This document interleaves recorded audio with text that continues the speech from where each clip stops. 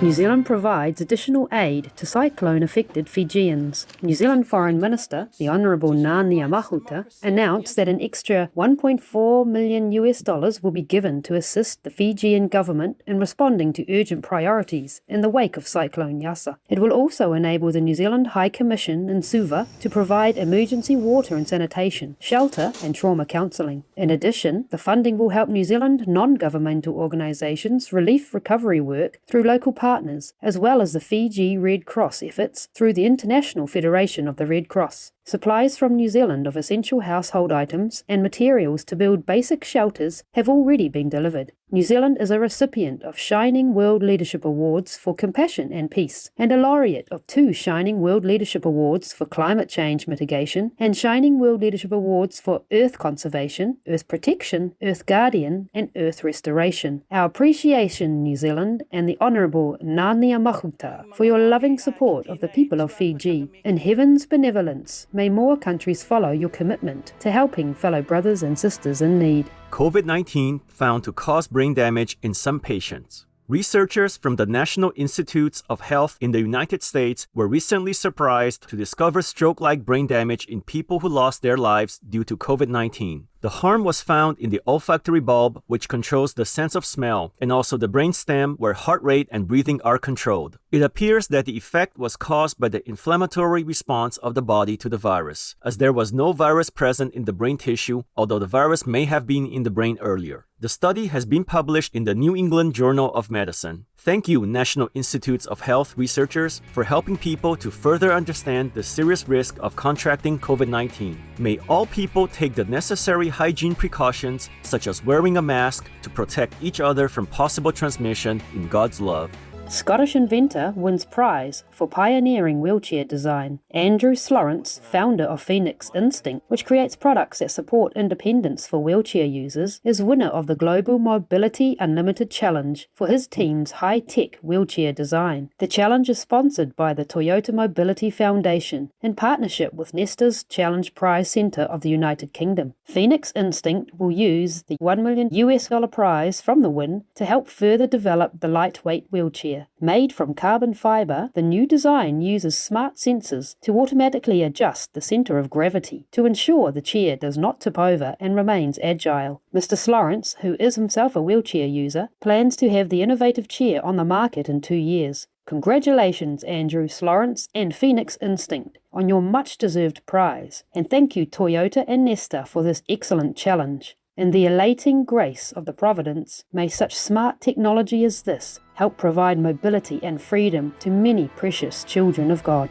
New study highlights the immense benefits of wetlands. A recent study by researchers from the United States and Australia have concluded that coastal wetlands protect the land from cyclones by absorbing storm surges from the ocean as well as slowing winds. Between 1967 and 2016, Australia experienced 54 cyclones that caused around $2.3 billion in damages. However, it was calculated that coastal wetlands were responsible for minimizing much of the damage, which would have totaled $23 billion if they did not exist. It was also noted that globally, $447 billion is saved each year due to their presence. The scientists estimate that maintaining at least 1.5% of coastal areas as wetlands maximizes the averted damage. Our sincere appreciation, researchers, for determining the enormous value of wetlands. We pray that all natural habitats will be safeguarded as we cherish our lovely Earth home in heaven's light. 18-year-old emergency worker rescues a man from a burning car. Grace Snyder, an emergency medical technician, EMT, with Cumberland Goodwill Emergency Medical Services, EMS, in Carlisle, Pennsylvania, United States, came to the scene at 1:30 a.m. after an elderly man had crashed his car, which then ignited. When Miss Snyder arrived with a group of EMTs, she immediately got a close hold on the victim and pulled him out while comforting him with encouraging words. The brave woman, who is also a volunteer firefighter, managed to rescue the man just 20 seconds before a major part of the car exploded.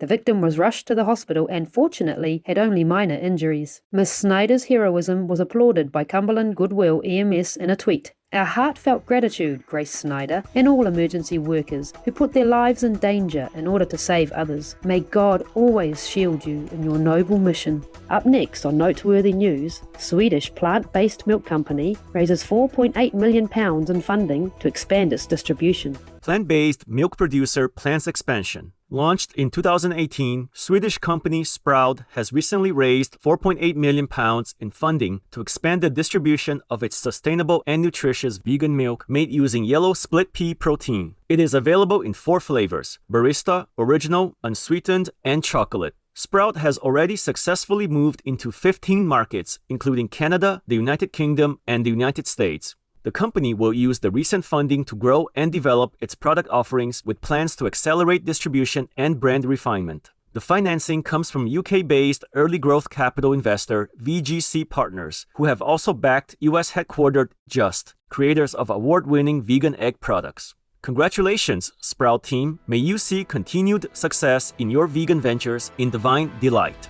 30 Javan slow lorises are released back to their habitat in Indonesia. According to the Centre for Natural Resources Conservation in Indonesia, these nocturnal primates were surrendered by members of the surrounding community. Before being released back to the wilderness, the lorises had to undergo a process of recovery and treatment to restore their natural instincts. After medical examinations and behavioural observations, the lorises were transferred to a midway enclosure for 2 weeks. The release was a collaboration between the Mount Halimun Salak National Park, the Centre for Natural Resources Conservation, and International Animal Rescue Indonesia. Our warm gratitude, Centre for Natural Resources Conservation, Mount Halimun Salak National Park, and International Animal Rescue Indonesia for this wonderful rescue program. In the blessings of Allah, may all animals and rainforests be forever protected.